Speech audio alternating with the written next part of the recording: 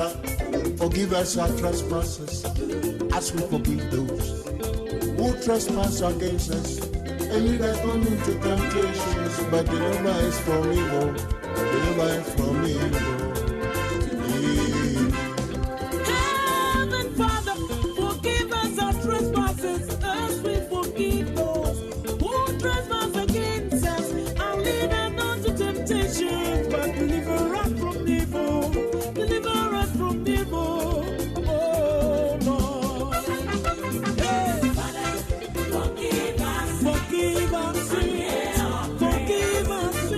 Oh, Lord. We pray. Heal us and save us. Ghana Adisiye, Obuoba Ofori Amanfo Emamo Ate, Ediba AHENKAN933FM.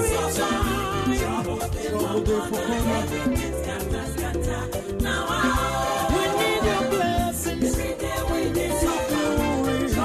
We pray for your peace, oh Lord.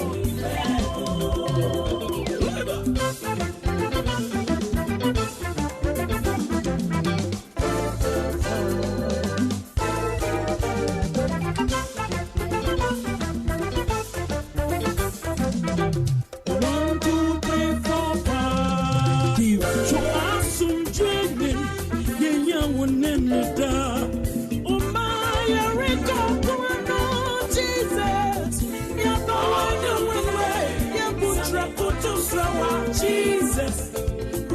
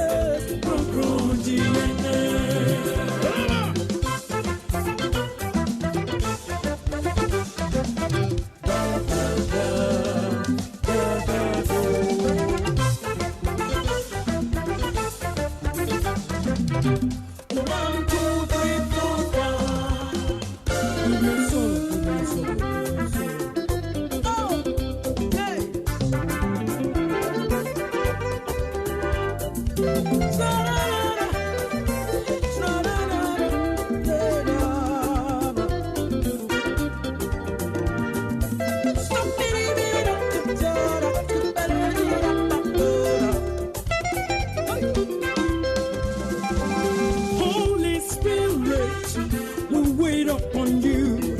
We've come to thee. Give us more blessings, let your glory fall. Oh, come and dwell within our praise. We need you now, we want you now. Oh, come, oh, come. Holy Spirit.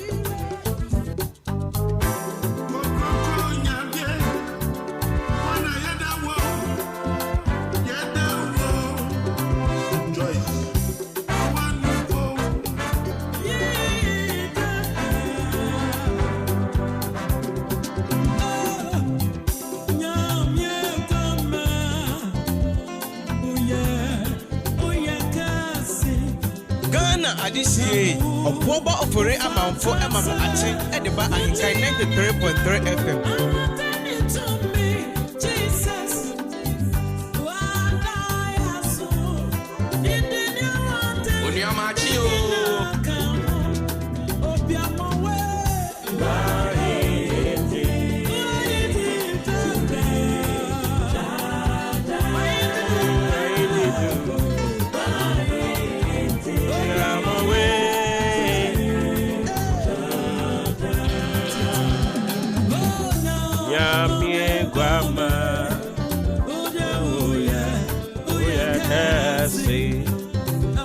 Now, oh, Father, say, Jesus, why no yes, so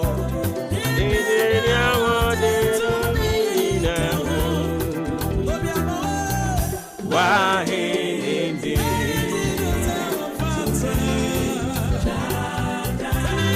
Sadu Jumeya, Yamawe,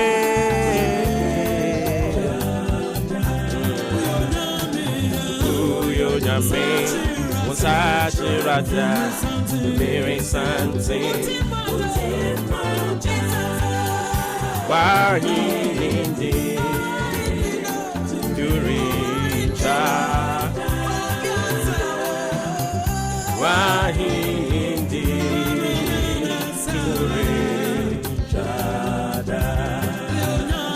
It's exactly 40 minutes down 6 a.m. Live on AHENKAN933.3. Martini Jumedia Yasinkunya Yade Brewa. The 22nd day of September 2022.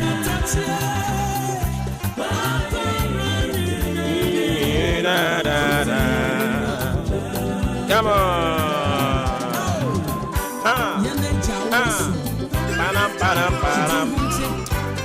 Ene ya woda Inti ye na ne ya ochena na ye de wiki no ekwawie ye begidi ewo Kristo Yesu bu se na no pa bibia bokode ye yenso de yenkwa ache ye bebre no boni fo susu hihye ye o hihye nim guase o hihye wo hawo o hihye yade o hihye owuo mpo in fact o hihye ka akwanhia empetu Awurade ye afiri ni nyina mu Nyanka wopre sanka wochena ye fiada yi nanka ye de yefu afra wo awu dadaada no nanka ye gina so aye ye nanso Awurade ama wo nhihye ye nyina atonsuom amfon asedanka Awurade ena no pay yes inkonya kopem se no ndu bebo for God encountering and semono nia ekotwi bo breman de ahinta odomankoma ani kurutwi amansa abadusem obeti ni nyina ofie ha mepacho wadikan e de asedam Awurade de onka hwenkire Awurade a wo ya too late. Spend some few minutes and appreciate God for what he has done, for the life he has given to you. Spend some few minutes and say thank you, Jesus, thank you, Lord, for the gift of life. Yes, it is a gift. I didn't see fast that for money.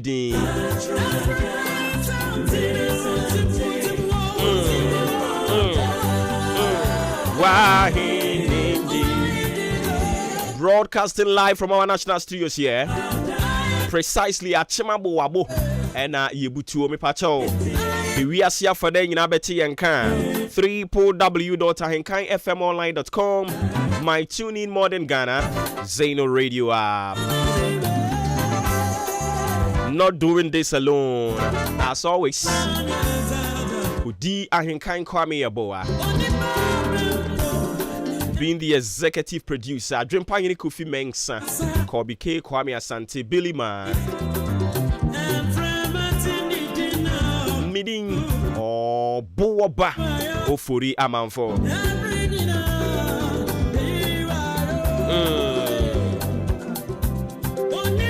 Bempone uzize Yesu.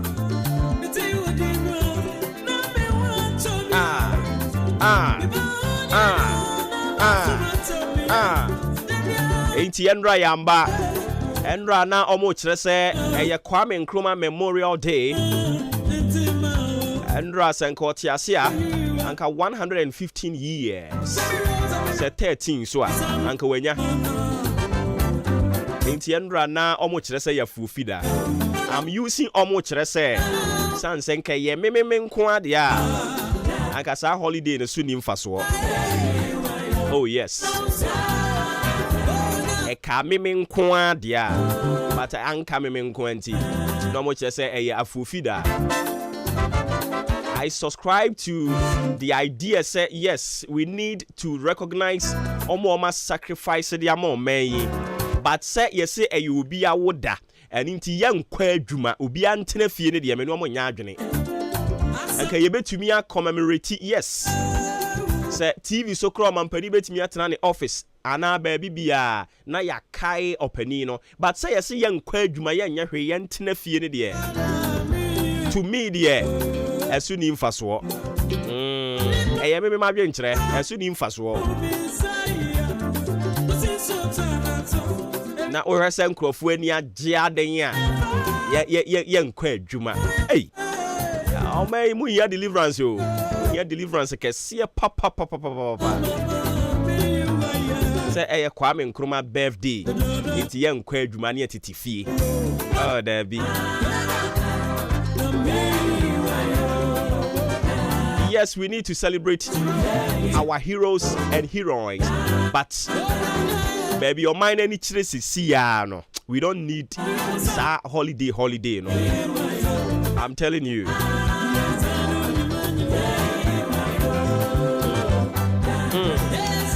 Ain't no pray yasamba. Mo amukodi holiday no. Diane Koso. Ayara do ajin chere dia fa 0594841044. 0594841044.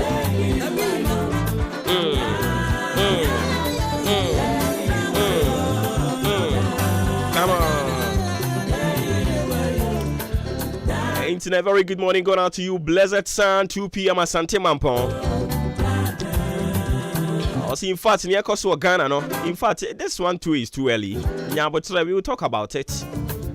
But nonetheless, thanks for joining us all the way from Asante Mampon. Nana Yao, Osi good morning, Obuoba. Nana Mejo so se bibi abakod ye. Walanyo ewo akwetia. Ono so a joining wa ha. Walanyo yeda sibebre. Come on. We can't see now. Mo joining in Yakupon Shramo. Now on come home. Me baton sube to me a joining. AHENKAN933FM on Facebook. Similarly on YouTube. And also AHENKAN933FM. Joining you all. Now for Yanti in Simo.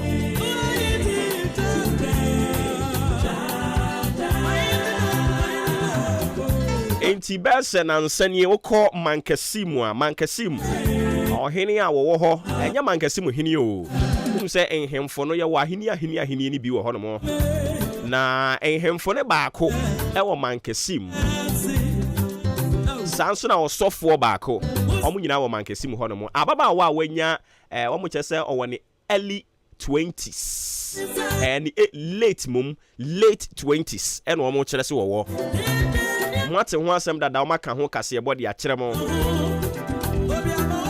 ohere no eti se asem no ani ya ye nyan no ena ene o se otwen ma menua ni odwane ye but yese udwane a yese udwane nyame a wo hye na se o ma kye no me ne o kase ya kye no a ye de ni be ko gina mra no anim Enranso na UN womunhie mu etoso aduosonson 77th UN General Assembly empanimfo bebre no as usual mampani okasa ye ewa ase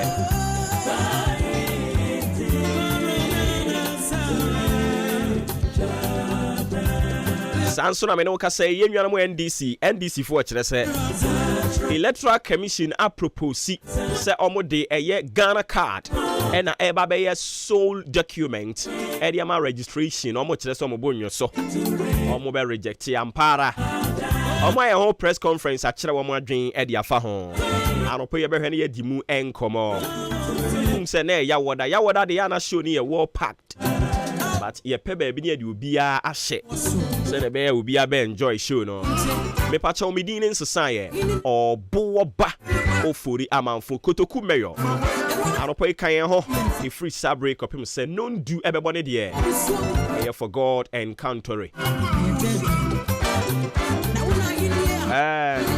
that's why man can seem tufu hene this so tufo hey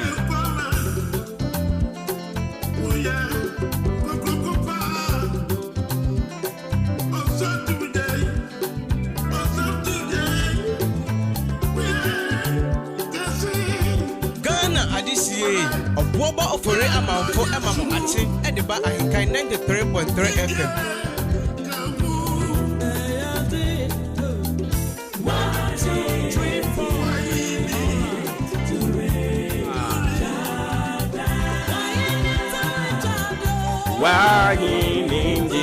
bacho ma me fa wie mo brand 7 fa ma na fe yanko nyame asem no so ene sei ene wie mo brand 7 no wo che se ebekọ osi anopai no ade nsu no be pete kakra fe ye ko enganimu no ebemu na nsu no be muru na kakra ebe ye saa awia bremu no na fe awia bremu no nsu no pete kakra no ebe san te na nsu na san mu na ebe san so aye saa de akopem anwumre me bone tofa de ma wo ene o kire se nsuo ewo ewiem nsuo wo wiem ebe to kakra na fe ate na san mu na saa na be ye ya be danda na ho kama saa eniti ya na wa chere nso de ma me odan kwanta meyo a join kutoku meyo den sa no pa mi gidi se bibia boko de eko yi anu aka wunua wai Saba do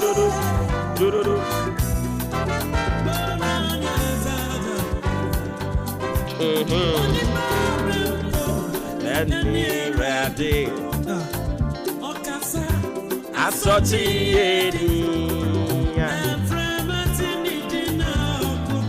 what you say? Yeah, you are. La la la la.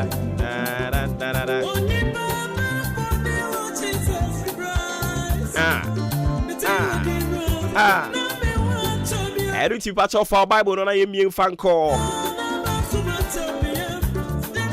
First Corinthians chapter 4. We are reading from the verse 20 downwards. Remember, power over everything. Power over everything. John Kofi Diewo Kufo Eka Sembi. Ose se ote se ye ton tumi a. Ton wo maame tie. Ton wo maame ne fa kokogye tumi. Na se won saka tumi no a odbegina tumi no so asan de akogye wo maame. Oka sa asem we nkrofo se da bi obi oye onibrefo na obeye sa ade no. But na oka the mystery of God. Sometimes say obi kanyame adwen na one be in tune with the Spirit of God. Na uba honama famua. Oba dwene honamo adwendwen. But if you be in tune in the Spirit, then you'll be able to understand the mystery of God. Power to me. Say enipa behunu the importance of power. Anka oni agrowa abrabum. The main reason say obi wo power na ontumi mfa ne power no emfam transformation emfam ba. Na yemu bi yete honomo na we know how power etie na emu tumi emu ahoden adwuma associated with. But some people, they have the power, but they are sitting aloof. They don't want to exercise that power. They don't want to use the power positively. They don't want to use the power to impart positively. Yet because we know how power is. To me, if you have power, to me the ensasanye deba. It will be to me na to me fantasy ma. You sometimes sit down and you begin to ask yourself questions to say, na our power no, na our to me no. That is why sometimes we go like, so is it that Omampani is not in charge? If the president is in charge, there are some decisions that we expect him say obe meki, obe teki. And say on teki now bisa on say adeng. Is he not in charge? And what now man yere kasa asem che ne bema. Unim di entia because you say obi wo tumi or the adwuma. But I no pay we are still talking about power. Ye di nkomo de afa tumi ho. Say obi wo tumi a ni mu odu. Say obi wo tumi a okasa tumi no di akire ema eye adwuma. So when you command and nothing happens, it means power no a support or command no. Power no adwo. Enti say obi eka kyerɛ wo say I have power na ontumi mfa ensesaye bi mba na brabo mu a, then you sit down no one shall say we bisa ho questions. Anope we are still talking about power. Ka kyerɛ wo nua say ye di nkomo de afa tumi ɛho. We are still talking about power. Power over everything. Inti na no brada me ka kyerɛ wo say power over everything. And then so you sign it to us to say power over everything. If there is something e was a woman home paya medical catcher will say e was a woman paya de for to mean that you what be sound who the entia amanyofo no or the if for nothing crano yansha amanyofo no send your bunkam faso or make catcher say say we a member of parliament here your branko sika nim adwuma na den nanso so still na no ye bie akwanya ne mutu ho no mo say yen konko presa tumi no a omo wan kasa complain say wo ye MP a wo bre obi ko wo kra obaji sika wo ho obi ko to ni bedi oji sika omo complain bebre no. These same people o de mi akwanya ne mutu we yankopon ya adema next year political parties ni be bie wo mo primaries mu ato ho amankrofa kopre. You will see what will happen in this country. Yet they will come and tell us say unya tumi no a obre but I no pay se bibi ni e na bebo ho mpaya ma ne nye tumi me se ma ne nye de tumi power. And now no brother no me ka kire wo say na ye wo enipa mienu wo ho baako e de Elijah e de baako de Elisha ye kan mo ho asem kire wo say na Elisha nyini chen Elijah bam. And sometimes, you know, but if the person is having the power, you may be older than the person physically, but in the spiritual realm, the person is older than you. And if you desire that power, you should be able to humble yourself and find how old you think you are. And in Tina, and Pennyfo ho. Na nyankopon afra kwada na kwada ka the mysteries of God. Nti na no esi ye Yesu Christo at the age of 12 or shall say speaking the mind of God, he began to speak the mysteries of the kingdom. And then the boy the money to me the power.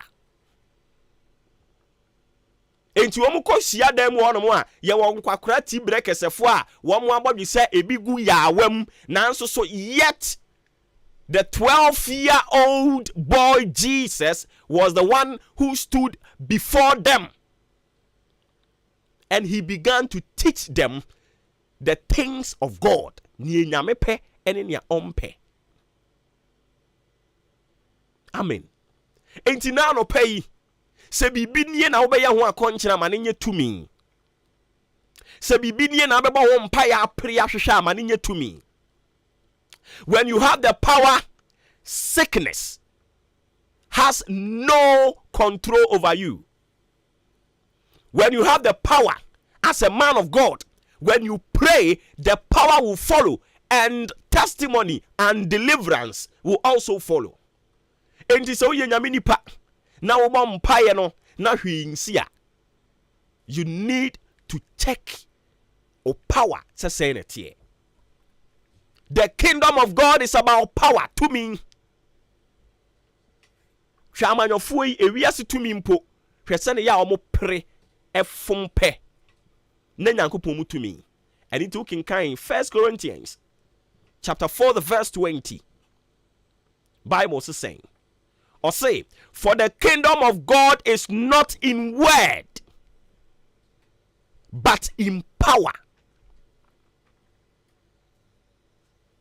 Or say na enye asem mu na eye tumi mu na onyankopon ahinie gina. Even if you want to live a righteous life, you need the power of God. And this how the one no fafa beka me heaven when you bounce na ko brunsam gym. You need the power. Before we to me boasting in the kingdom of God, no, you need the power to become one of them. Who here to me, you know, you need it. You need the power of God in everything. And now me catch say impo warrior. So opeso warrior we nya to me and to me worry. Because we know many people, they have all their money, all the things they think say be to me worry, but yet they are unmarried. Adentia. Because they don't have that power. Or because say me time on so boa, the time so but the power to marry no in your mind, you need it. Utu crying, udu airport one ya bounce. To me I did to cry no be. You need that power. And dino what do I know Messi dan or say the kingdom of God is not about words but power. If you want to live a successful life, no, you need the power. Okay, can Bible say na eyo nyankopon ne manipa tumi no de ayeden or de diye nti se wa nya tumi a utumi ni yie. You need it. Nti power over everything. I was say one prayer topic in here and power over everything. Tumi e wade nyina so. Tumi e wade nyina so. Mami tumi wade nyina so. Mami tumi wa yare so. Mami tumi wa ware mu. Se woni tumi wa ware mu a ukunu kasa kyerɛw anyhow. O yire be kasa kyerɛw anyhow. O makura emu. If you don't have the power, you need it. Enti awurade tumi e wa adwuma me ye mu. Tumi. If you don't have the power, you will come sit behind the microphone. The last time, now you madam fubi can say much me. You made you come actually. You need the power.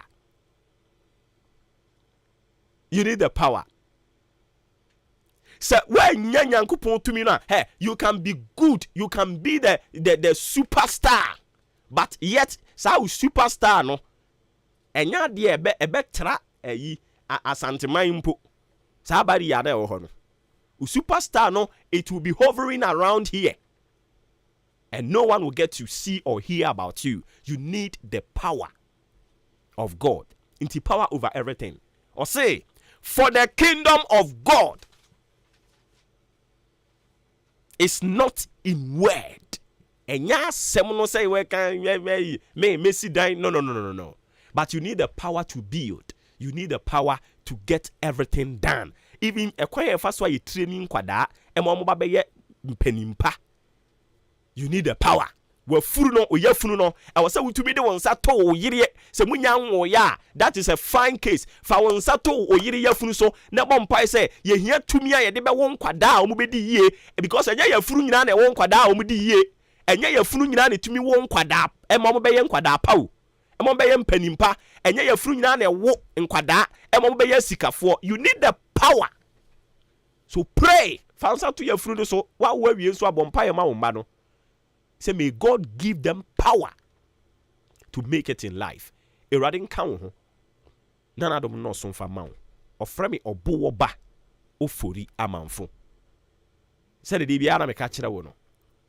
Say ensem na yete ne de betu anamo ni akoso atene Erade ni nwunu na se. Ni aye ya famu dia yenya ni aka ne mfa ma no. Oye genya nkopon. Oye obenya nkopon. Oye hon kronkron nyankopon wa ni din ene adumura. Eyire so kire so wa abraboi mu. Se o de o ti ni nwunu ase nko ade atumuda. Na Erade no ongu wani mu aseda. Erade nka ho na adom no so mfa ma wo. Na oma wo ntiase, oma wa hoden a asem no eba ni seyi a. Wodi betu su anamon. Na eso aba mfa so de ama wo. Ewe Yesu Kristo dinemu. Amen. Ye dispose. To aso mu wi a ye besan ababium. Abozeke sports. Jagum. This is the moment we're waiting for. Ladies and gentlemen, it's sports time!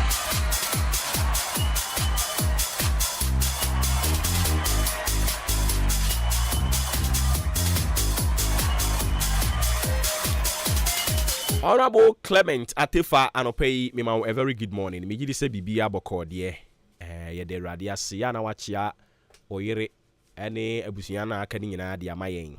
Honorable Clement Atefa to bottom electoral area. Honorable no. Honorable you too much. And before mama mache. Chama ya Josu, se bia boko de. Ya mi adom na mo so e. Oh, ye ho ye. Na so na holiday ni krumu so for kruma ni kruma edin kakra sa obi a shefi Ghana mo nye serious ada we serious obi birthday so ye come holiday ze makazi kruma no ade a even buntu ma ye obi birthday ye come holiday hwe Ghana no masa mo nye serious Ghana no mo nye serious Ghana sema my Ghana sem de yenka ni bibiri mo nye serious obi mu anu aka ne kakra be say obi birthday ye come ayi holiday ye tifi ye nko ye adwuma adan ya ayi obi holiday. I'm not like when you said this obi ka say bia o against no enkroma be ye bi awie ko so what I say and ye mu bebre ye dwen said ye enkroma be ye ye betimi asan de ba bia ye den ma biem nti awu ko USA ni we no ma ya no mo so omo penifo no omo be ye bi na omo so omo celebrate omo they celebrate them yes okay o man ya un celebrate omo abeye bia ma won enye o man papa so what I say nti yes enkroma be ye bi but say yes ye nkwa adwuma ye tena fie esanke yekọ but emom ye yenka so what I say ye be yenkai dum nkai som ndinga yakọ adwuma no kura aba na nwumere no na ko mampani se TV so kura mpo awatena na woni waka bibia fa no ho na ene ye history na omo twist no MPP be wo said ye wo kan ne de NDC be wo said ye wo kan ne de no na ye nyai amanyosem we de aye no na ye nkwa ye adwuma minim se nkroma na nkasa kura ate ase kura on ti ase ma yen se ne birthday ye ntena fie se de enti asem o chairman ye kruma na nkasa saa na be kono bia nya dwuma bia ye de ope nti ye nkwa ne saa ayi mun kom na okay kwa na ye nkwa na agudi amu nsem ye fan cho dwuma de so anfa mamedin ade Joshua kwabena ajanim wo bete wo brempon opoku ware enka Yosef Ajiri enso ebo asaso na Raymond Ashete utimi twa ne tia friend Rats ono so ebo na finsem no ye de abejao ene anope yemfa sida Emma Jubilee Hospital me pacho ohododo oyare na pa baby agi ayaresa ye dia eno a ene Jubilee Hospital akache okwa doctors betime gina so 24/7 ahwemo ayare no enso etimi etuayira opese oda wonom so a na ese wompa akesa kese onma betimi ada na afa asundwe enso etimi aba se na ba ayare no enso betimi akontem ebia lab na pese oye opese o check o blood group na se ni no o blood type a uremu anese laboratory kese onma enso betimi aba ye bi na bibia so akoye edi ama fe pharmacy enene no opese ontodo doctor atwere duro bia ma se kona koto na fefa sa ho yare a obepim akache a pharmacy kese onma duro bia upe bia no eno so ubenya bi ato afa antenatal care enso akoso de ma ema na ma fa afuro no ene no se wunya problem bi e wo afuro fa no ho de a urem won betimi aboa postnatal care enso won mo ane no na se mawowie mo pesa mo check mo kola no na se no munyi esi ekos no mo wait esi etie no oba betimi abo afa so ma nimdie be so chire kwan fa so a wo fi a oba no obetimi ahwe ne yie no so etimi enyi yie intano ne senia esi etia fe theater so honom e de ma mo pesa mo ye surgery anase operation mo ba theater kese honom a ye betimi abo no bibia so akofan e de amamo afa maternity so no oba your midwife o metimi ahwe yie na se mana mafo afuro no ne no betimi akrakra mondro ahwehwe akofim time ne no obosom ne so a nso betimi awo afa ho enso afa oba afa onyem opeso twa scan nsi na kra no kwampo no se na osi etie oyo ba ebema prostate na etiti opeso twa scan na oba na se ultrasound na fe ECG scan won ma nso betimi atwa bi kama na bibia nso akofan enso edi ama afa wani na etiti wo wodi na ehaw eya kusukuku wa your specialist abetimi ahwe yie se sefata se ne no oma glasses na o share na nso timi hwade a obetimi edama esafata so ma duro na bibia so koyedi ma so dia eno so no oba ebetimi aboa na bibia so akofan edama afa diabetes and hypertension for no so no ende no ye cheche munduane amobedi na fe ndu amafase na be ya be ma sa yarewa no enso etimi etuafu mojem doctor se oma aduro a odi kan kase kodidi wo paduane papa edia ye o kanti kese wa kacha oba na so betoni di kama na bibia so akoye edama odi insurance na eba dia ebetimi age kama wo hwe cha kwanya na se odabo abu road no so amantra bridge so honum na agbehu ye fe number na afi oni Jubilee Hospital for ND enkomo number ne 0244 575799 0244 575799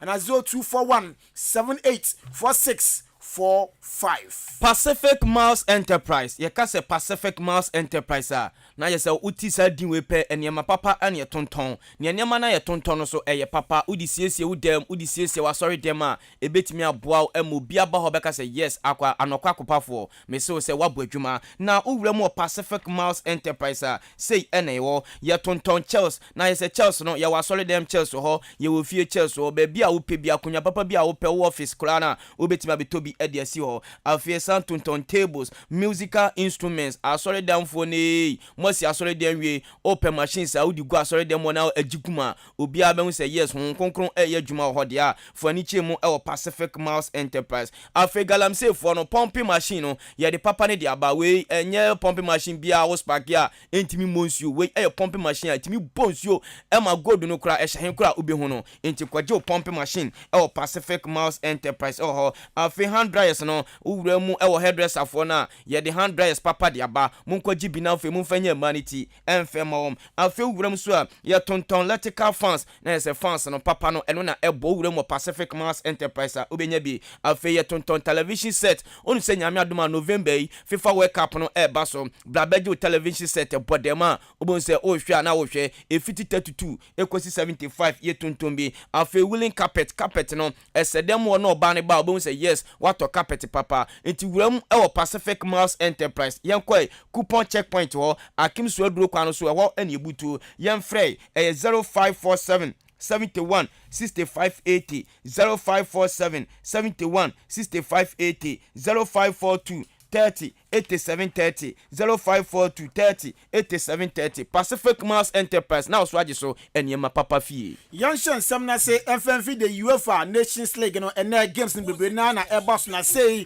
ena esi etie ebo ne no na 645 game do na enso ebaso Croatia ene Denmark ebo afi France ene Austria na the even time so Belgium enso ni was ebo Poland enso ni Holland na the even time so Lithuania enso ene follow Iceland bebo Turkey enso ni Luxembourg na bebo Kazakhstan ene Belarus Slovakia ene Moldova na afi Liechtenstein so transfer to the Andorra no the game no ede aboni nyame ade mo kira say ene beko Germany etonsa ede fre Hungary afi Italy ebetonsa ede fre England Bosnia ebetonsa ede fre Montenegro afi Finland etonsa ede fre Romania Georgia ebetonsa ede fre North Macedonia afi urema na say ebeko Estonia ebetonsa ede fre Malta no mo de ayantam so afi enko piemu Tottenham Hotspur akache na de tienie head coach papa ndin Antonio Conte report about Tottenham 4% brantie otime stand contract de ma team no na nso se dabi na ntite Italy uko piemu Italy dia Juve omo results afi omunya no enkoye kura omo amadwen say coach ndin Maximiano Allegri omba sakeno na so mu sakeno dia Antonio Conte chema opeto sanko Italy ekweduma Juve we ensama enso fi Antonio Conte catch eba erimu nsem no ye de eja and France ebo Austria na papa efa Didier Deschamps say a big blow ede man no he say ne mlante ni bebre etime pra na ko say wura France Paul Pogba watime pra Mr. N'Golo Kante emobi afa Abnate fan Karim Mustafa Benzema emo Kingsley Coman emo Personal Kimpembe emo Lucas Hernandez emo Hugo Lloris emo Ibrahim Konate emo Abnate fan Theo Hernandez omuni etime mo Lucas Digne omuni etime mo na papa no edi sembia to just say a big blow edi ma France national team no e wo mu se mlante ni bebre ho Antoine Griezmann emunia egua nyame admene ombobo edi tia Austria boboko na so no obekoma twibodu afiem RSF France ne ekurumdie ebetimi akọwe ensema papa fa Didier Deschamps edi tudwa sa France amisi players dia akopi mo Germany almost 2 players report and second say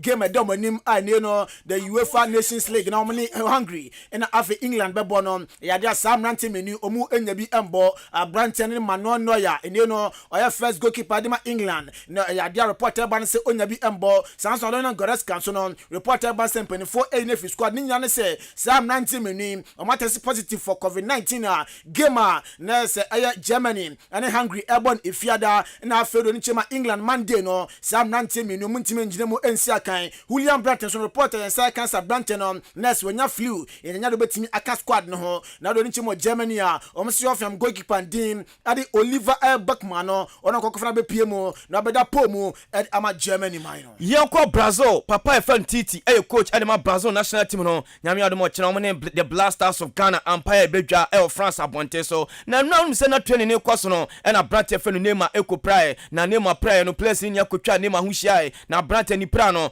enso enye serious nyame ademo chena Neema ebegyina game ni bi abo e ama Brazil national team no na Titi so che nyame adoma esa so chena opese hu ni team a odi wura mu e kata no entiam fa sa brate fan Rafinha e da benkum so na fa brate a ye fa Vinicius Junior enso da ha na fa Richarlison ejira fifiri na Neema enso ejana chi into oka kire Ghana for no so che nyame adoma or the 4-4-2 formation ene de ba engwe sema papa friend Titi e de atudwa na no papa no ye wie ne kobusa se papa what the Atletico Madrid fans no e de kwa Vinicius Junior no eno so oka kire Atletico Madrid fans no se kwan amofa so enso ehuro abrate fan Vinicius Junior no o manye ne to okondemom so do mo ye no ehu hia za abrate no o woni freedom se o hyegwa otimisa papa fan Titi eno akondem otimi condemn Atletico Madrid no na Atletico Madrid me no ka se ehuro mo Spanish na enkofo na timi afine wom 250,000 euros amatima afine Atletico Madrid fans no se kwan amofa so e de abrate fan Vinicius Junior efa so e ma Atletico Madrid etrama Madrid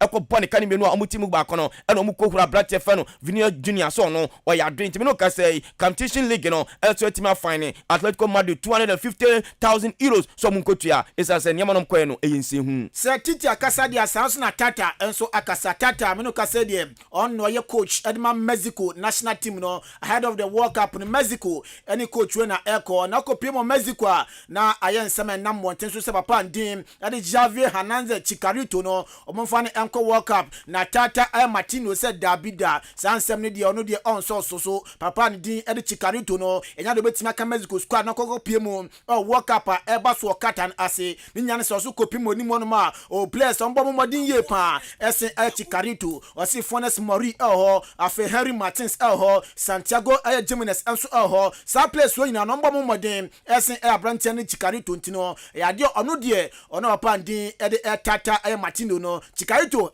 out of the squad ne emu Yanko Fernando Santos o coach Adema Brazil ono so wura mu Portugal ono coach Adema Portugal national team no onu say weekend also prepare ho omni Czech Republic ekobo na papa Fernando Santos yan confirm sa brate fan Pepe akopra enti nyame adema weekend Portugal any Czech Republic no Pepe etimi ngina ensinam ensia kan enfema Portugal national team no na Argentina so papa Scalani coach Adema Argentina national team no omo prepare ho na brante ya Lisandro Martinez obo Adema Manchester United oni brate Cristiano Romero ono so bo Adema Tottenham Hotspur no endra enom saka mo versus nyame adema ne two players we ebu marketem e free London ewram e USA na form so wetima ko join Argentina national team no so wetima prepare e dey atwom games a weekend e dom ani manu se koma if Argentina national team hoba yakamu nsam no e dey akere wo ya bafie yan sha CFF the senior most national soccer team Black Stars of Ghana kache unim se ochina big game no e ba so live comment to ahenkan ye de beba na senesi etie Ghana Black Stars etina ho oni Brazil the Sarasao the Samba Boys na ebo aye ochina 23rd of September sa big game e ba so start aye Ocean Levy and France 6 o'clock na sa big game e ba so na ye wie 27th of September so no Ghana Nicaragua and so at the time so El Francisco attack Carrasco and on our Spain on a sa big game no and so e ba so ya guso the Blasters of Ghana me no ka say place ni anso atimi akodru camp preparation no e koso anya samketwa na no ahwe papa fan coach Otado oni Chris Wooten Masadu Dramani ni George Barton ohwe training na omdi Ghana for no fam a enya samketwa no mu wie pe na players na ne asani jamapa no ewura mu e wo camp a we e preparation the Blasters of Ghana e dey prepare ho e da kotwen Brazil e wo nyame adom ochina game e ba so na Daniel Kofi kire osi akan ma Freiburg abrante na kopra na ni pra no kra na ntia metensa abrante no wan hwa FIFA World Cup no kra no obetimi amexe until we e ya rehosema ato oman konkro Ghana ni ani abrante fan Tariq Lamptey edi komo eniam se Tariq Lamptey we e ya first gamer obebo e da ma Blasters of Ghana na hu papa fan Otoado Chris Wooten Masadu Dramani training no uni say yente sema Tariq Lamptey edi to yanim really good. Training has been really good. It's good to get to know everybody. It's a very high quality here, and we're working hard in training to listen to what the coach has to say, and looking forward to the game. Yeah, everyone's been fantastic. Everyone's been very welcoming. Talking to everyone, getting to know everyone. Yeah, it feels like a family here, so it's all good.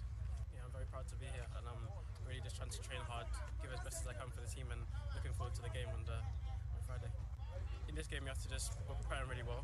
You prepare how you prepare to play, and we're all really excited to playing against on the team on Friday. To be honest, I'm just really excited to come here and get to work now and being here. So. Papa e fan Tariq Lamptey Osia Kanema Brighton we the first caller pa Papa e fan coach Otoado Aton Safano o se we training na bibia di dam bibia ekoye ene semodi to dwa we ene bisa brate for Gideon Mensah se Gideon nyame no chamo ni Brazil nebo na hu Brazil team ni say yente sema Gideon Mensah edi to yanim. Against a team like country like Brazil is for sure a good test for Ghana, and going to the World Cup so it's a good choice for Ghana also. I give it up to the FA, giving us this opportunity to play against a country like Brazil. And then, like you said, being ready means, we are going to compete against the best countries in the World Cup. So playing against Brazil, on Friday is going to be a good test for us. So, yeah, for sure. This game will show if we are ready or we are getting close to our goals in the World Cup. Papa e fer Gideon Mensah wono osi Ghana a prepare ho amanyame on match gama omne Brazil ebebo no yanko piemu our Black Stars one man papa ndin ade George Boateng enso assistant coach ade ma the senior most national soccer team Black Stars of Ghana ono nso chirema say home based players amo Ghana ha no so mutima bo mo de no compete for a place in the Black Stars squad amo ko World Cup no de o kan say impremprem de player bia ndo no ma I guarantee say World Cup no ye de ne eko George Boateng. We find the next Michael Essien, the next Stephen Appiah, the next Asamoah. How can we find these players? Which is through our national team. Sometimes you don't need a player to have already a big name to be an outstanding player. You can find a gem. How many World Cup games have we seen? There's a player comes on the scene. I remember vaguely when I was young, a striker from Italy, Toto Schilacci, never heard of. And he came on the scene and started scoring goals. So it's the same with the local players here. We as staff are monitoring it really closely, and we are watching to see who is capable of to join the team, to push some of these boys who are international level out of the squad. Now, what they need to do more, which I understand, when you are a local player and you come with the Black Stars. Example, Thomas Partey is playing for Arsenal, Emirates, played for Atletico Madrid. He's a top player, right? So I can understand when a local player joins the camp and he sees Thomas, it's like, wow. I think what we do very well as staff is we have individual chats with them, especially the local players, and we try to give them confidence that you are here not because by a merit. You are here because you've deserved it. You've earned the right to be here. Now go out there and enjoy yourself. Make sure that we see you. You do the right thing. We some Black Stars assistant coach no atudwa owie na president of Ghana Football Association Papa Ndin Ket Simon Edwin Okraku anu so cheche mo se nani age say players to start from nyina na ma pie mo all camp na we player na say Black Stars to start afrewa say won so no woni timi age na fo so no we take this opportunity we na odi down hodi check Ghana man nyina yentie sama Ket Okraku tudwa. So once again, Ghana has called upon each one of you to come and serve. And I'm extremely happy that all of you have responded positively to the clarion call. This journey started months and months ago, and the ultimate was achieved on the 29th of March in Abuja. That ultimate was a qualification of our dear country to the Mondial, that's the World Cup. Beyond the 29th of March, it's been a preparatory period that will take all of us to the competitive and the biggest stage of football. And the assembly here is a continuation of our preparations towards the World Cup. I'm extremely happy that all of you have answered to this call. And as individuals, you should be extremely happy and proud that you are here. Because obviously, you're not the only footballers who represent Ghana. There are a lot more who could have been here. Ghana has given you the chance to be here. And it's very important that each one of us do not take this opportunity so lightly. Into way some president Ket Okraku ade tudwa na owie no ochem se ayadia football no ukopiem dia na se World Cup no ayadia na se football loving fan bia de na koma so afa players nso sa into we player na se atonsa da for Black Stars so take his collab we serious na uputu Ghana on top.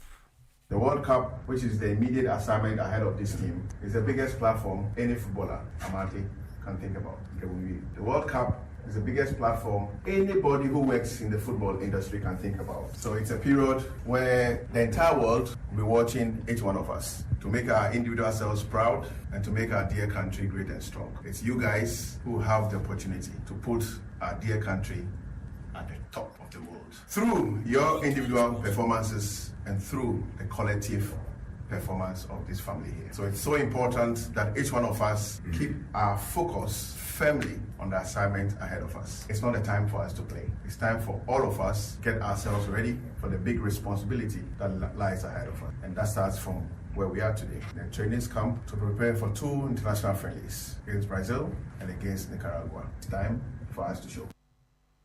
We sama President Kurt Simon Adino Kraku and so Eddie Atuja. Yaba Soliswa Kwana House of Folk and Ra and home opponent Nyamiadama CAF Confederations Cup October na team no amu from Mali ya from Red Bamako House of Folk enti CAF Confederations Cup no House of Folk ehunu opponent wamu no mbebo Red Bamako amu free na is Mali and a House of Folk enu mbeshia na Nyamiadama Ghana version of El Clasico no baso kwesiada Kumasi Babaila Sports Stadium Henry House of Folk training na training no mu training na brate fan eno kwasubonten eko praye enti Nyamiadama weekend has ne kotokono Enoch Esupontin out ontimi mo game ni bi enfema House of Folk ochena ana House of Folk team no free kind na fe mo wuramu ewo Kumase kodu Kumase pe ombe bezi wadweso na fe Sunday omni Kumase Asante Kotoko edi akosi ani abrantia na is a 25 man squad and papa e fan Samuel Buadu enso edo mo kona House of Folk dia metiten say yesi nyame adoma Sunday ekobukem se kukuro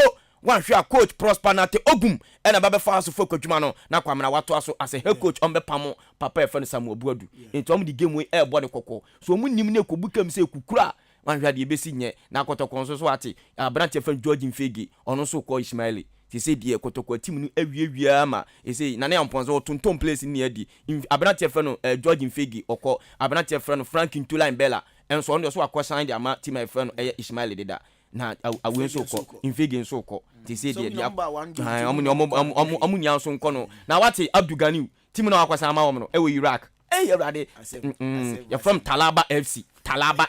Me say Tilapia FC kwa Ghana full place ba kwa jam. Enti Abdul Gani okwa Iraq Talaba FC wakosan kwa bana. Ebeko na no Sajifu race nso ko so e wakra you ya betina see you okay ba afi unnatural mineral water so ya sen so no emu de in fact say we engagement bi say auto badin o ye na open so aseve wase a eno ane unnatural mineral water inwani nduro wom to onoma na say timi bo masanso nyin from ha bibia so betimi akoye e ama FD ajatum say ye itine so onoma nkofo ha bia enso emfa mbro hwe kira kwan epedudu atudi a eno eye Ghana Commercial Bank no car park no ye ne bo nhwanim a o hwan obehu ye wo fe number yi na afi nkoma ka we kire nyina no je fa fimpenfo number 0249 680 213 0249 680 213 and 0500 231 091 0500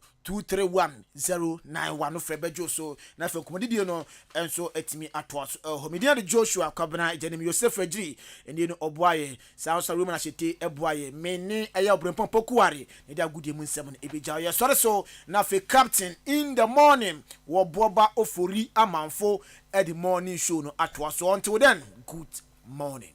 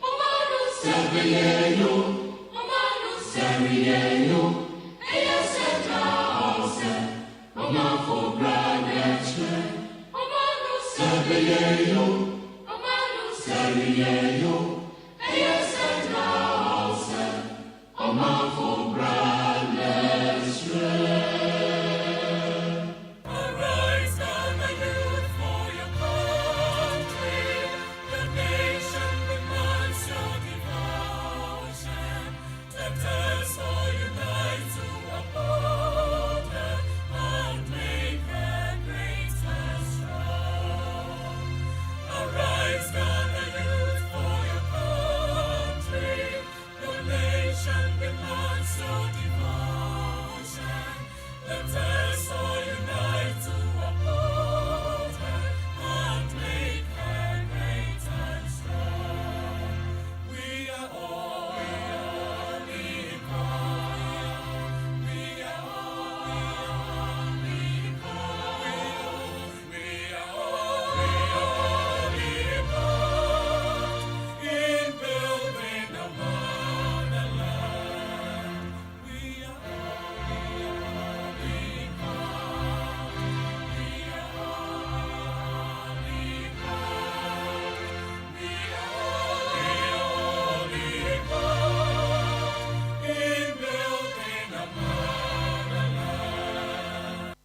Ghana AHENKAN Obuoba Ofori Amanfo Emamo Ache Ediba AHENKAN933FM.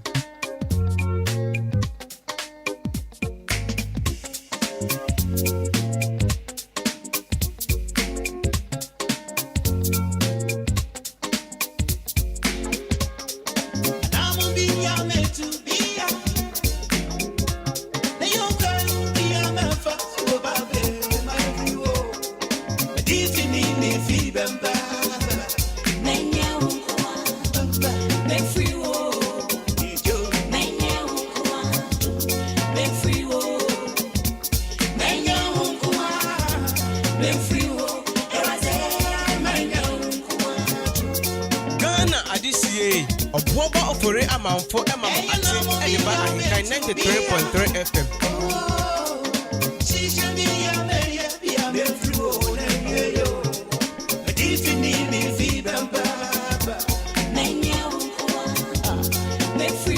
Okay, me pacho ye to aso dia ma Maakye.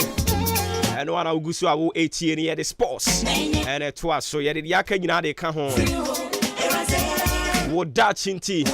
Ahwe nsam ni de bon krata mo boso. Afa ye wi ane de the big interviews no. And so dia to aso dia ma. Enyi fidie ni free ha. San say ne no. And come on akese. And ye bedie. Wadwen chira no de be fa 0594841044 0594841044 Fafa ho fabra na fi yankenkan fam emfa ma yamfa wodachinti and to as well Wodachinti and I don't pay wodachinti de nam ewo brofo kasa mu yese try to appreciate those who gossip about you. It is not easy for someone to leave their problems and carry yours on their head. Wodachinti. Try to appreciate those who gossip about you.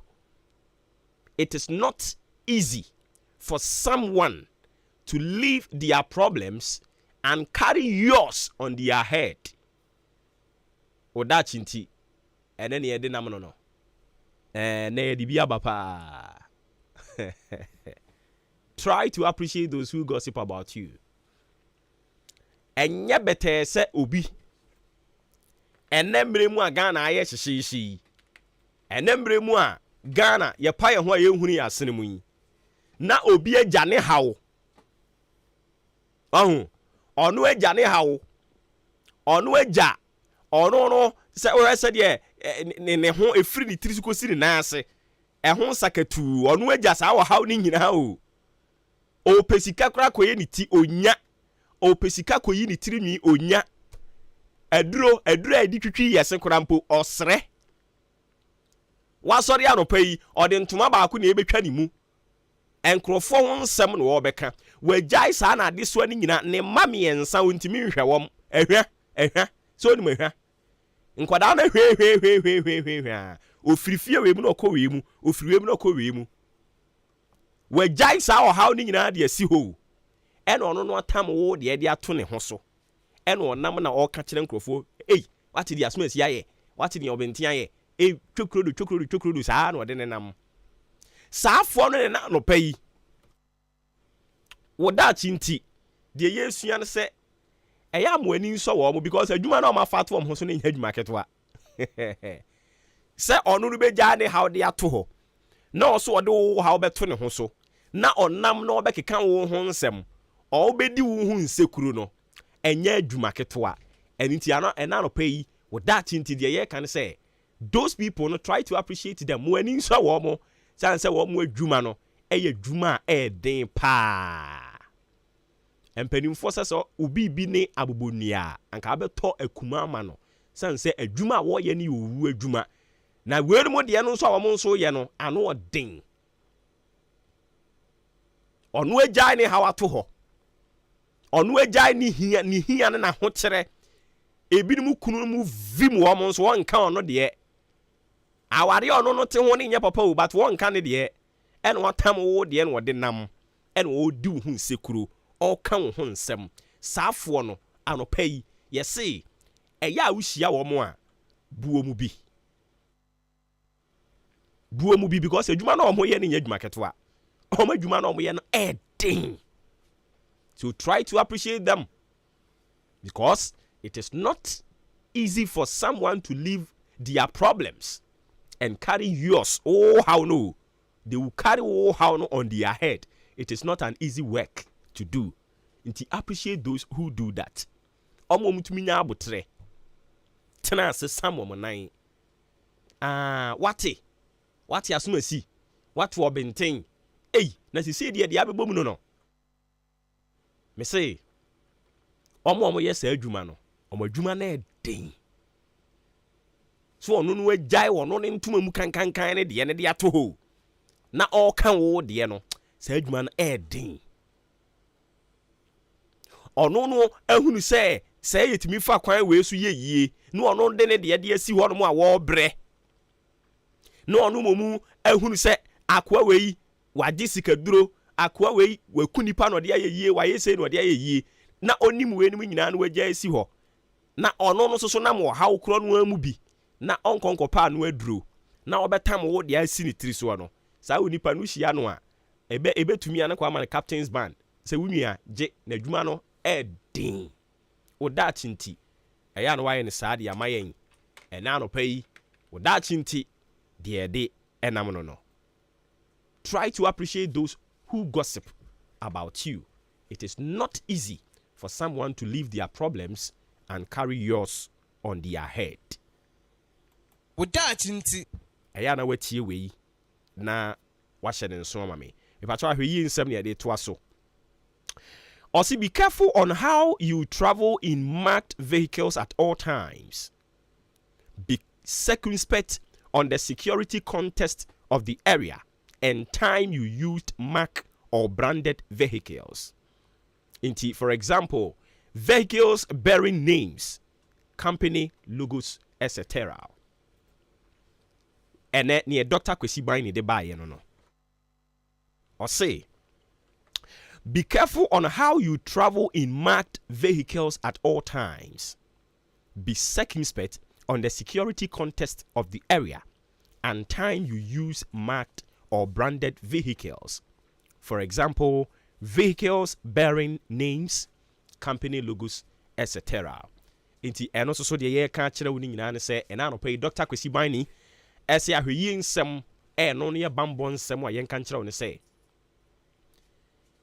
company car enti ti se car ti se bi ahenkan car na ahenkan mfonyini bobbo ho ahenkan fm mfonyini bobbo ho se udis car bi sa etu kwan a o se yenkan che o se ya hweyi afi ekwan na wonam so no nso no eya wo mo bambo mahunhian memfa car enye wankasankasa wo dia nemum eye company dia say yes ye identify ye easy say ye betimi identify inte betimi ite say party car MPPNDC cars yi aha e betimi aye no bi e betimi aye company bi asori bi car betimi aye school bi car ya brande ya di school bi ya brande anase ya di company bi ya brande no o se wudi tu kwan anadwo a eya amawani enna ho enye bre nyina mpokura na di tu kwan sanse no se nipa bi pe wadi ubone a onya wontem edi ubone eya na wadaro ma wahwe ni yie na watimi ahye ne nso e de amayen erade nkan yen ho na adom no so mfa mayen na Dr. Kwesi Bani security tips or de baye en ye di mu nsem e de amawo no nti ya na ma me ahye ne nso e very very serious pa.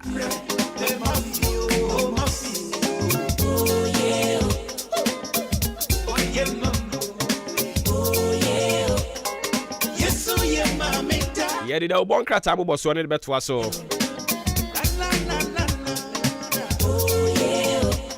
I feel that my kind abranti message in the man was 2 p.m. Asante Mampong. In fact, what is going on in Ghana? I don't think far. The killing is too much in Ghana. Abba, greetings to Nana Kwesi Augustine. And I was saying Augustus rather. Augustus. ebi mo kan Augustus. Augustus also a NDC Ashanti Regional Chairman hopeful again.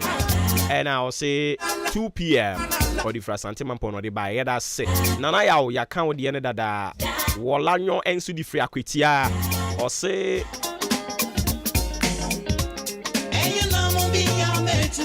posthumous happy birthday and confirmer Osaje for Dr. Kwame Nkrumah. I say, but this question to him, if I meet him one day, okay, yate. What prompted him to change our currency that was British pound sterling to this woeful cedi we are seeing today? As for that one, I need deep explanation and guess that Dr. Kwame Nkrumah failed to plunge the country into financial chaos for failing weightless currency across the globe. Enti ono so e wo no ni reservation. Se Kwame Nkrumah ya de na so die benti e na yen cedi no na ye ne Britain fo ni nyina ne di cedi baako ayi currency baako na ye nyina di pound sterling e na Nkrumah se da bi ofre bibi cedi e ne ye ne Chris Ponsu di free fufu no de ba o se sikanti enkrofo kunkum nipa basa abada ye bia enim e de be wi asekura ani awurade nhunu ye moboy enchian koma anabo Benito Usu bio ono so ne de no teacher kujo eri free tepa nyina susu NDC esren fight losing battle pa omo fight losing battle na se Ghana 42 mi pa be mo pa de ye mfa ma wo omo NDC for se de national identification card no omo nyintum se de ntino omo nyintum oh debi NDC de omo nheda mwaye nsa ya te ono ne de ode baye no na we enso se friend owo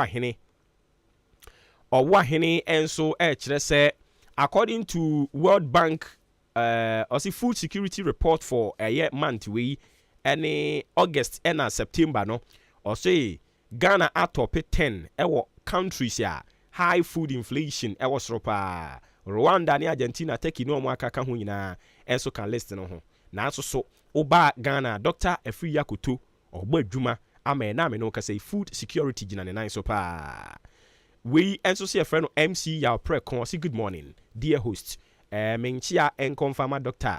Akoto Efri Owusu ena on so kire na adwene wo ho no mo aye da se bebre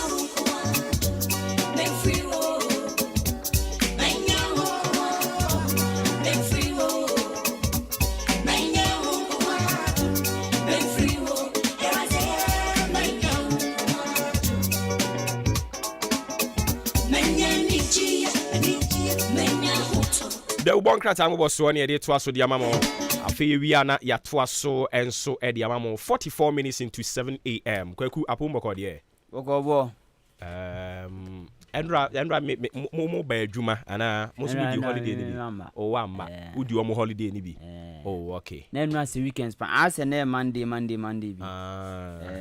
me ka ketu abi nke na enso kran ka me ma ka me ne Monday dodo kame man Emma Friday. Ade. Say me sumi di holiday. What's it? Me sumi di holiday. Why extending no? Say yes ye ball mine dey na nyina ye so mu abone preko. Well, Nkrumah money 2 days be holiday ana kenye. Oh. 1 day holiday no cry nya papa. Na 2 days. Maybe I'm not for it oh. I'm not for it. Onya nke ntwam.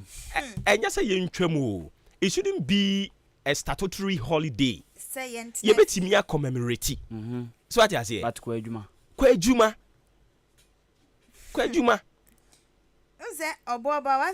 We are pretending to pay them. That is why I had the holiday tata no. So we know be a juma. Or especially on pay cheap labor no. Cheap labor. No a foul. Especially young juma ye. Oh crowd if you know you are thirsty. I will pay be into a so musa or bet chunsun mama dear bayo. So that's here cheap labor. Or instead see a bit ye be pay professionals, you know. Yes, it's some gums you use.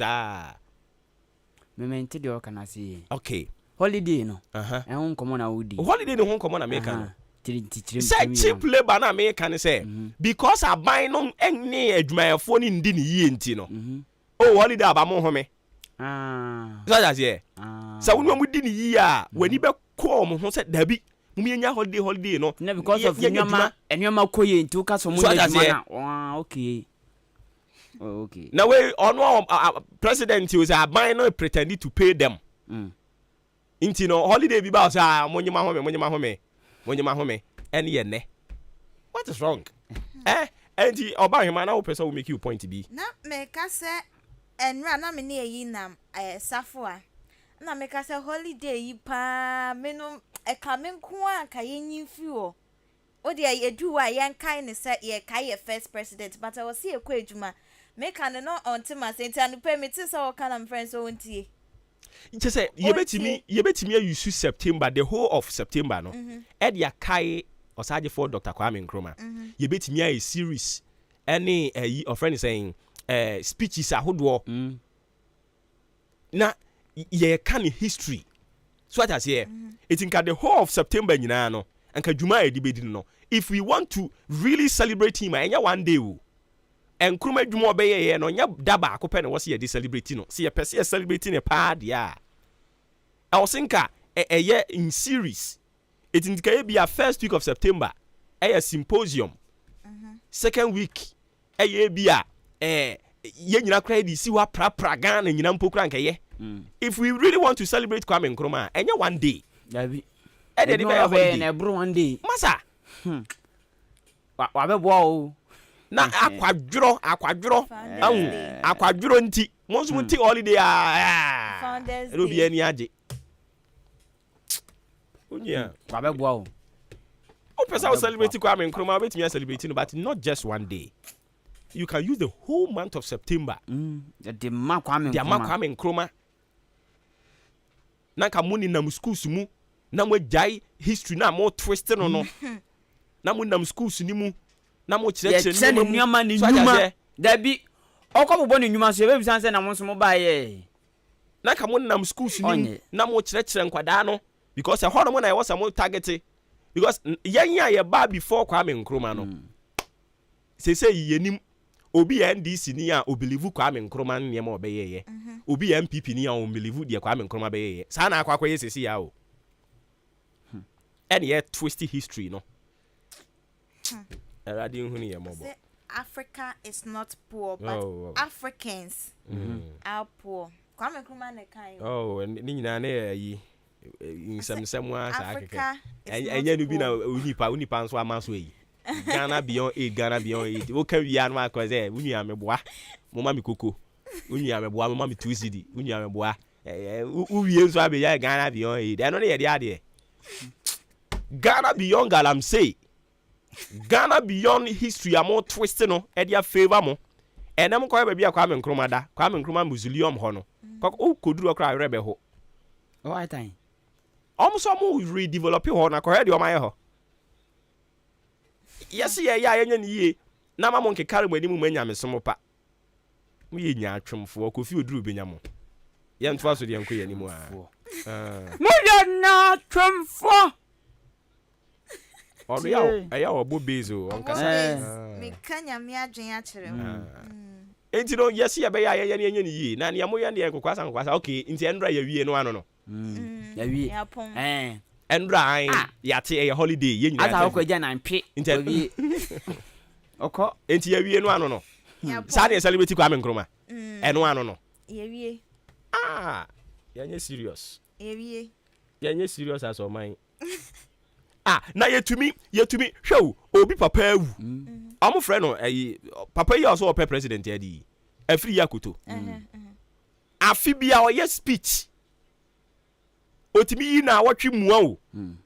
No, dear, see what? I say, Bafu Akuto. Yanwamu WhatsApp group mu. Omo ma yenya ahaban kanwe. Kakebia no dia tum Bafu Akuto hwan memoria. Bafu Akuto the speech. Onum pokro ya individual no. Pese de otumi celebrating papa. Na Kwame Nkrumah no. Yes ye one day there see ho. Asa. Ye call holiday. Holiday ni ye kodi wie ni e ba no ano no obi anto na adwuma so. Asa. E de ne haye. Obi se chenchina yen celebrate ni papa. Obra be na papa boy. Wa ye. Wan kasa o sika ye. Obra be na wo papa. Obese state ni na celebrate no. Obra be na papa bo. Yet Ghana ha Founders Day common apostrophe S in Tokaba ho. ABC there be e was say celebrate omu nyina nti e founders. ABC there be e founders. Your problem or me mu. Your problem kese pa na ete ho Ghana ha no. Na ne omu nyim no se so omu so ye mpanimfo. Enche omu so be kwa abakosem mu. Nti se yen so be ye mpanimfo no, ne yen so ye be twist mu so de mo be ye na woda ho no wani beji a. Ye te Ghana ha ye hwe. De ubon krata bre ena edu no. Enkai bo. Anopa no so aba community aduonum mienu adehemama. Yamamache mama kwa baba ahenkan 93.3 FM so. Na eyensema do abadwa so fan krata odum ne de ba som. Kwakwa ni nkusini maame akua Januwa.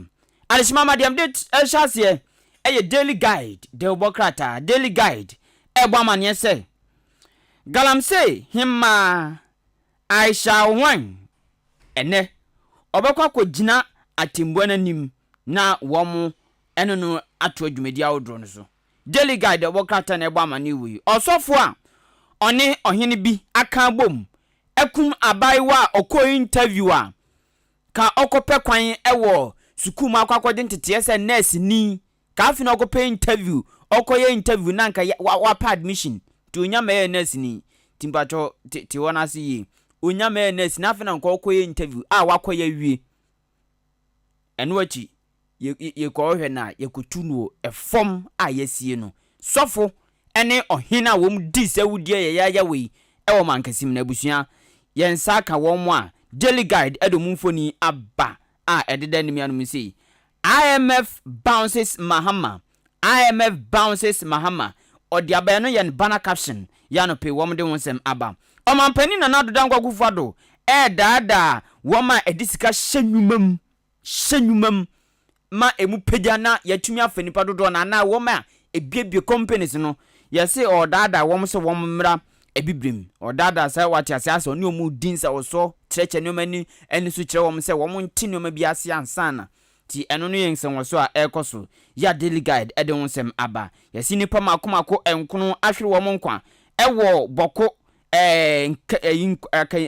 bibi ekodi nhyiamu bibi kokodi nhyiamu wo no mo a nipa makomako nkono wom ato nananom ewo nsiadu daily guide de obokrata Abusiame tuaswa the daily dispatch ko wakrata na mede tuaswa se factually reliably factual. Na dispatch usha any match so the NDC amanyukuo no ene wo muchin ye wade ababe to kama na wo sono no so da se. Na ne aka nyina nsa sabrocha NPP ni NDC amanyukuo mienu ntema and to comment me wasi ginemu den ni nyina da efa electoral commissioner was yes Ghana card no no na just yade be voter registration 2024 ne yade to aba ekwai mienu we sa ne ye pene so ebeboa we say ye pene so enya de ye pene so ye ID card wo hodada ye fa no aye ehonsem akoye bubuja anako akwata ejine se ejinemu dendende enya sem ketwa na dispatch ko akwata ni mu akwata fa toso mienu ene miensa ana wade aba wo kire mu se wo man Ghana kuayo kwa esu wo man mu upese wuhu mu pa na ne wuhu mu nokre se na kuayo kwa wo man mu na we kuchi hu nsem nyina da ade abegu kwata fa toso mienu ene miensa no emu na kwata fa toso edumienu wa dispatch ko akwata ni mu wade aya won monyafo Kennedy wo hini Japan foni abetua no wo kire se wono wojinemu pintin 2024 wojinemu pintin aya beto no so abasa mampani anya de wo yi ni hu afiri mu da wojinemu na wo wogidie mapa ese ye den akunimdie no ebekwa na afa ko akwate ade hu sem nyina da atudwa na ko akwata kroya ana man Ghana ye fango ehun sensem ene na de hye bi kire se fango kwafo mo ne boya din sawo man mu ana ne mpenifo a wamo ede nim de ababetu dwechem sanya de anukure bia womu fango shoti wo man Ghana danti ye da ye na ponhye ya omudi egu apom kra se ko ba se ene fango sa wamu wode betimi akro man mu a nefu apolipoli du miensa enti yanke yakoma entu ye yemwe the Daily Dispatch ko akrata no Ghanaian Times de bokrata mu nsam nam de to so ma Omampeni na nadu danko kufodu ko dwumadie bi yanu ne 77th United Nations General Assembly na wa dwumadie na se omampeni ya mana konya say His Excellency Ghana ni na branch ba ko pe enkotu na numuto no ena okoya o chese wosre United Nations say international financial system no wo munya nsakaye wo mu na nneoma bi komu na nneoma bi wo ma nye braso so mo sisa nneoma ni wo mu nti o se international financial system no na nado de alsede atu yi wananim se wo monhwe enye nsakra yi wo mse de be beboa ama mpuntu awdra kwaso aman awodrumu na sikakra bia ma akoma kutumiensa ade penia se you start dwumadi a NPP aban de ba ya no uyo babunu a ye so wasene ne ye pian to sa de ofudua pa no ne ye pian na ya mafoto ye bodwetire na wankase wa frase ye dwuma se wa wie sku anko transfer o twen se ye post wansa ti eno botane se wo mankase so wasene ni amma odwetire no start aye bibi na sa you start dwumadie yi ena sikakra bia ma akomiensa ahyebo se wo mbema 5 billion Ghana cedis no mo de aboa aban no no de ISA you start dwumadie no Ghanaian Times de obokrata san de amane we aba chese Bank of Ghana akoto illegal forex operators mu wa ojese wo mu di dwumasum bia tumikrata bia nim ya wo msesa asanwoma bi ti wo makwakotum ya ewonsem krata yi ade aba wo mu chema wo mutum wie no mache nipa makoma aduoso nsia 76 a wo ho bond de na ekoso yi mu Ghanaian Times anopei Abusia the Chronicle Brasisam ko wakrata na eduni swe na Brasisam de abakrata fe tosu mienu miensa na fe nwatwi ni mo ana wo kire se afibia so ne yakwa kwato aba ndc amanyuko na ne asante mantem wo mu pe wo mu mpe wo mu bedi nchose famfra nyade akunim pa be free waba ana amanyuko dia ko akwata dia ba wo kire nienti enam so ema ndc amanyuko na edu abatwa no wo medincho ewa asante mantem ne wo the regional chairman nifoni aba betwa kama ne wo kire mu nenti a ndc amanyuko no wo ntimi ni nkunimu asante mantem na ko akwata akro ya na tse wade aba na oche mu se mentimi wase ama ne homene so ewo wa atifidu mantemo adihye bi atwa na nanamo ewo se do na ode ehu emfoni aba wo chese sabredie empenifo awodro na akopie mo se ne be ya asumdwe mapa ebe koso hosu ni nyina echi no ene aposifo asa akohu emu fofora watwa na nanamo ewo se do emu sem Chronicle ko wakwata edi tudwa Chronicle de aba na oche mu se wawe staff bako ojumani a oye juma wawe ene wa pekweti kwan bi so na tese wawia ehyen mako eduanan enai 44 asa ehyen nyina ye car rentals wo mo de na wakwa akowia kwa akwata de husem enyina atudwa ababawa eye Georgina nurse ni a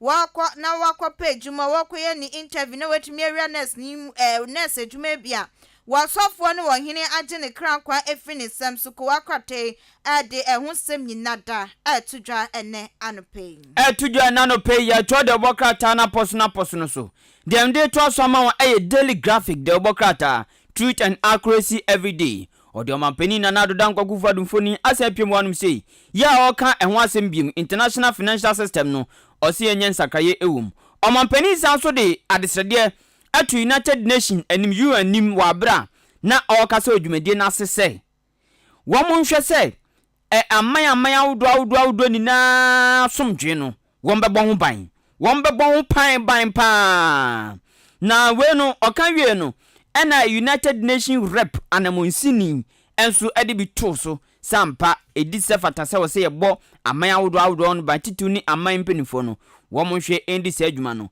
yɛso konkra mpuni mantem a ɛnɛ obi chebilamte kwan no ɛfa baabi wɔn bɛtum daily graphic de obokrata abusia yɛtoa ɛyɛ kowakrata moboswa no ɛsoada the new crusading guide ana yɛde ɛtoa so na crusading guide de yɛwura Godfred yɛboa damini foni abɛtoa kama Tony General no ochembusa wɔno easy wɔsɛ pa sɛ wɔ bia ntan na kyise ne ɛbɛyɛ ne hyehyɛ yɛ ahodo a wɔde gu apon so nyina betumi akɔnkan na boa my Ghana impumtuo kowakrate ade ho nsɛm nyina atudwa na kowakrata akora na wɔkyerɛ sɛ China fo no ne wɔ my Ghana wɔn mo gye abosu papa sesia no gold galamsey na nya de a wɔn mu yɛ biem na mmomo fishy sector na wɔn do mani akyerɛ monte sɛ wɔn so adane afarefo ana ne yɛ nam no wɔn mu yi ne sahwɛfo ni ɛda apa na ɔhwɛ nam a China fo ye yi pa wo mu gyina ho a